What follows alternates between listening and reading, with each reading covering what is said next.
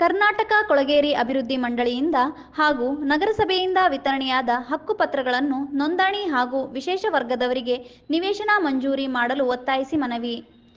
Raichur slum ನಿವಾಸಿಗಳ ಕ್ರಿಯಾ ವೇದಿಕೆ ವತಿಯಿಂದ ಅಪರ ಜಿಲ್ಲಾಧಿಕಾರಿಗೆ ಮನವಿ ಸಲ್ಲಿಸಿದರು. ನಗರದಲ್ಲಿ ಘೋಷಣೆಯಾದ ಸ್ಲಂಗಳಲ್ಲಿ ಸುಮಾರು 1.5 ಲಕ್ಷಕ್ಕೂ ಮೇಲ್ಪಟ್ಟು ದಲಿತರು, ಅಲ್ಪಸಂಖ್ಯಾತರು, ಹಿಂದುಳಿದ, ಅಲೆಮಾರಿ ಜನಾಂಗದವರು ವಾಸವಾಗಿದ್ದಾರೆ. ಕೊಳಗೇರಿ ಅಭಿವೃದ್ಧಿ ಮಂಡಳಿಯಿಂದ ಹಕ್ಕುಪತ್ರಗಳಿಗಾಗಿ 11,000 ಕುಟುಂಬಗಳನ್ನು ಸರ್ವೆ ಮಾಡಲಾಗಿ ಇವುಗಳಲ್ಲಿ ಕೇವಲ 600 ಕುಟುಂಬಗಳಿಗೆ ಮಾತ್ರ ಹಕ್ಕುಪತ್ರಗಳನ್ನು ವಿತರಿಸಿದ್ದಾರೆ. ಈ 600ರಲ್ಲಿ 400 ಹಕ್ಕುಪತ್ರಗಳು ಮಾತ್ರ ನೋಂದಣಿಯಾಗಿರುತ್ತವೆ. 43 ಘೋಷಣೆಯಾದ ಸ್ಲಂಗಳಲ್ಲಿ ಕೊಳಗೇರಿ ಅಭಿವೃದ್ಧಿ ಮಂಡಳಿಯವರು ಭೂಮಿ ವರ್ಗಾವಣೆ ನೆಪದಲ್ಲಿ ಕೆಲವು ಸ್ಲಂಗಳಿಗೆ ಹಕ್ಕುಪತ್ರಗಳನ್ನು ವಿತರಿಸುವುದೇ ನಿಲ್ಲಿಸಿದ್ದಾರೆ.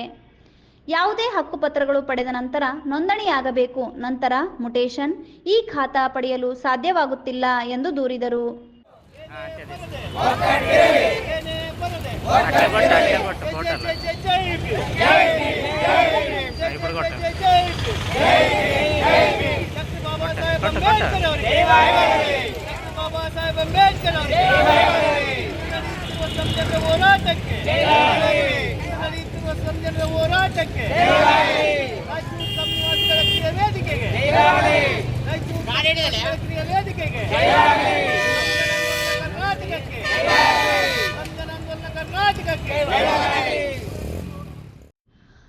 ನಗರ ವ್ಯಾಪ್ತಿಯಲ್ಲಿ 100 ಎಕರೆ ಸರ್ಕಾರ ಭೂಮಿ ಇದೆ.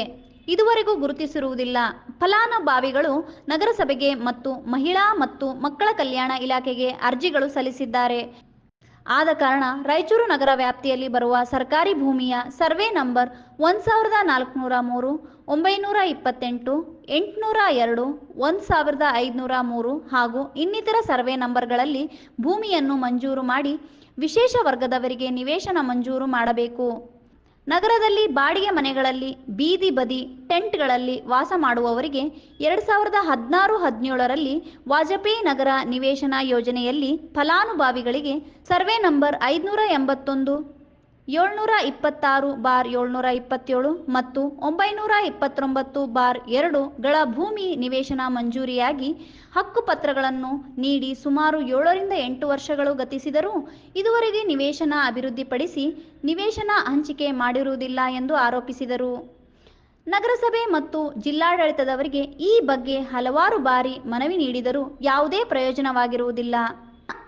ನಿವೇಶನ ರಹಿತರಿಗೆ ಮಂಜೂರಿಯಾದ ಭೂಮಿಯನ್ನು ಕೆಲವು ಭೂಗಳ್ಳರು ಅತಿಕ್ರಮಿಸಿಕೊಂಡಿದ್ದಾರೆ. ಜಿಲ್ಲಾಧಿಕಾರಿಗಳಿಗೆ ತಿಳಿಸಿದರೂ ಕೂಡ ಇದುವರೆಗೂ ಭೂಮಿ ಸರ್ವೆ ಮಾಡಿ ಚೆಕ್ ಬಂದಿ ಹಾಕಿಸಿರುವುದಿಲ್ಲ.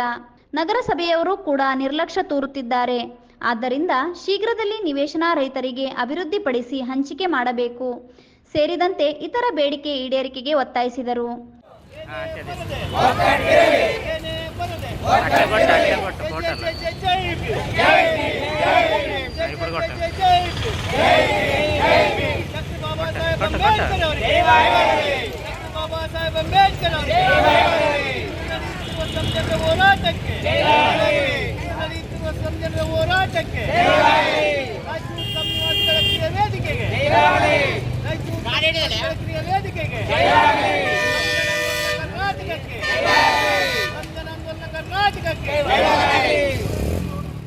ಈ ಸಂದರ್ಭದಲ್ಲಿ ಅಧ್ಯಕ್ಷ ಜನಾರ್ದನ್ ಹಳ್ಳಿಬೆಂಚಿ, ನೂರ್ ಜಾನ್, ಬಸವರಾಜ್ ಹೊಸೂರು, ರಾಜಶೇಖರ್, ನಾಗರಾಜ್, ಪವನ್, ಮಾಧವರೆಡ್ಡಿ, ಶಾಲಂ ಸಾಬ್, ನಿತಿನ್ ಸೇರಿದಂತೆ ಅನೇಕರು ಭಾಗವಹಿಸಿದ್ದರು.